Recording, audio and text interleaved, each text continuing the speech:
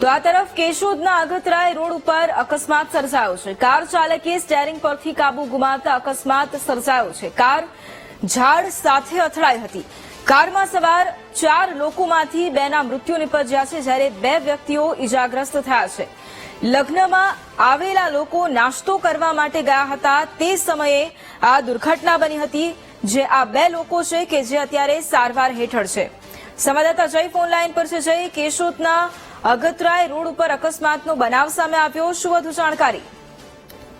ખાસ કરીને જણાવી દઉં કે કેશોદના અગતરાય રોડ પર જે ફોર વ્હીલ ઝાડ સાથે અથડાઈ હતી, જેમાં 2 લોકોના મોત થયા છે।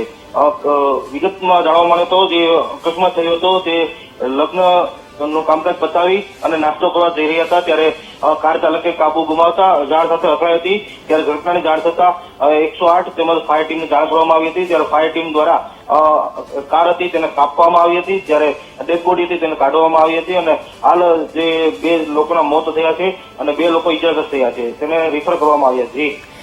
બિલકુલ, આભાર જય તમામ જાણકારી માટે।